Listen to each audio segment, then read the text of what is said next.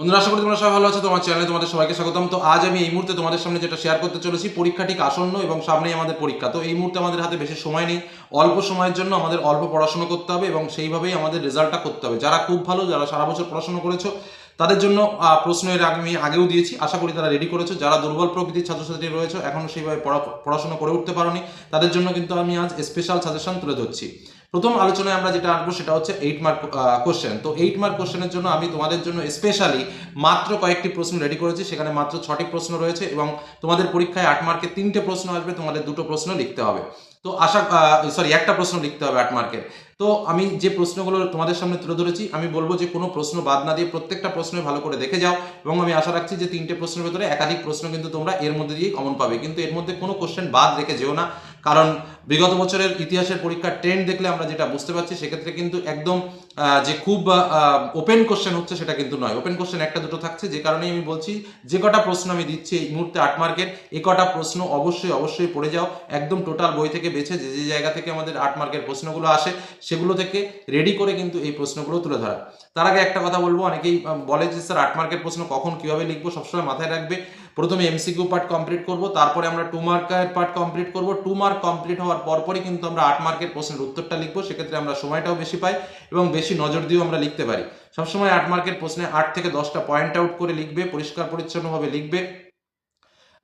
পয়েন্টগুলো অন্য কালিতে লিখবে। সবসময় একটা নিউ পেজে 8 মার্কের উত্তর লেখা শুরু করবে এবং পরিষ্কার পরিচ্ছন্নভাবে লিখবে। পয়েন্টগুলো অন্য কালিতে লিখবে আর নর্মাল লেখাটা নর্মালভাবে লিখবে। অবশ্যই ভূমিকা পাঠ বা সূচনা পাঠ এবং সবশেষে মূল্যায়নের পাঠ দিয়ে উত্তরটা শেষ করবে।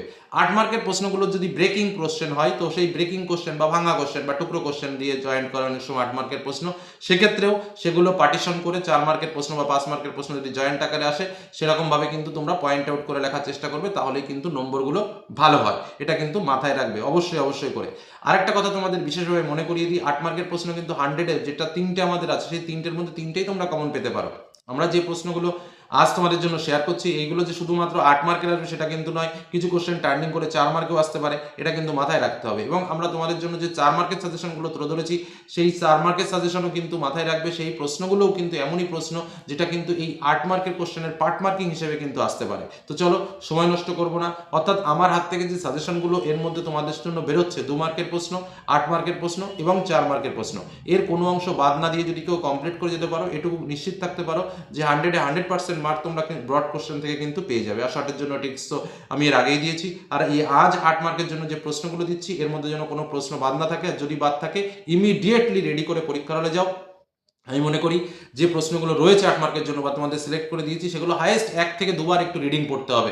রিডিং পড়লেই কিন্তু তোমরা নিজেরা লিখতে পারবে। তবে একটা কথা মনে রেখো, পরীক্ষার হলে কিন্তু ভুলভাল লিখবে না, ভুলভাল লিখবে না। প্রয়োজনে সেই সেন্টেন্সটা বাদ দিয়ে দাও যে সেন্টেন্সটা ভুল হওয়ার মতন রয়েছে, অন্য কিছু লেখো, কিন্তু ভুল লিখবে না।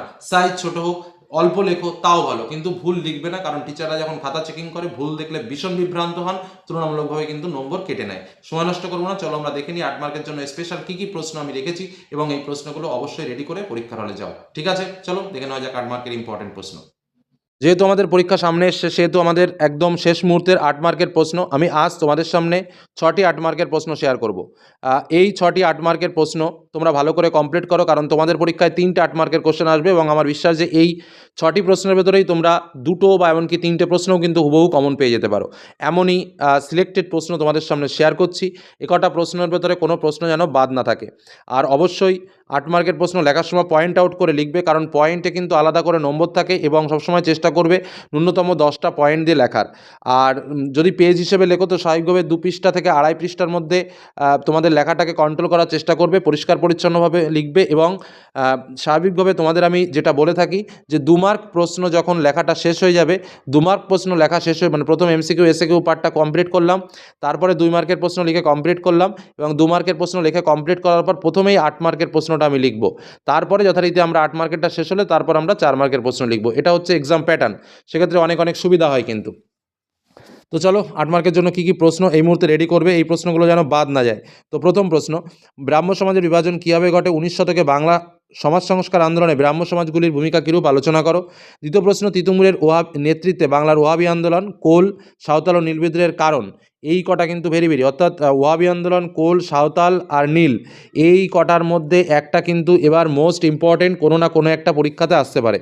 তৃতীয় প্রশ্ন, লেখায় ও রেখায় জাতীয়তাবাদের বিকাশের পরিচয় দাও। পরবর্তী প্রশ্ন, 1857 সালের মহাবিদ্রোহের চরিত্র ও প্রকৃতি আলোচনা করো। পরবর্তী প্রশ্ন, গোড়া উপন্যাসের মধ্য দিয়ে স্বদেশ ভাবনা ও জাতীয়তাবোধ কীভাবে ফুটে উঠেছে তা আলোচনা করো। পরবর্তী প্রশ্ন, মানুষ, প্রকৃতি ও শিক্ষার সমন্বয় বিষয়ে রবীন্দ্রনাথের চিন্তাভাবনার পরিচয় দাও। এবং লাস্ট কোশ্চেন, সশস্ত্র বিপ্লবী আন্দোলনে নারী অথবা ছাত্রদের ভূমিকা আলোচনা করো। তো এই প্রশ্ন কটা কিন্তু 8 মার্কের জন্য স্পেশাল প্রশ্ন, একদম 8 মার্কের স্পেশাল প্রশ্ন তোমাদের সামনে আজ শেয়ার করলাম, এবং কিভাবে লিখবে সেটাও কিন্তু তোমাদের আমি বললাম। তো এই কটা প্রশ্ন 8 মার্কের জন্য শেয়ার করো। আমি এর আগে 4 মার্কের প্রশ্ন এবং 2 মার্কের প্রশ্ন শেয়ার করেছি। তো এই প্রশ্নগুলো রেডি করে ফেললেই কিন্তু তোমাদের পরীক্ষাতে একদম বাজিমাত, এটুকু বলে রাখতে পারি। পরীক্ষার আগে আশা করি এই প্রশ্নগুলো তোমাদের রেডি হয়ে গেছে অলরেডি। যে প্রশ্ন রেডি করা নেই অবশ্যই 2-1বার রিডিং পড়ে নাও, তাহলেই কিন্তু তোমরা পরীক্ষার হলে লিখতে পারবে। তো চলো আজকের মতো এখানেই শেষ করলাম। কোনো সমস্যা থাকলে অবশ্যই কমেন্ট সেকশনে এসে কমেন্ট করো। ধন্যবাদ।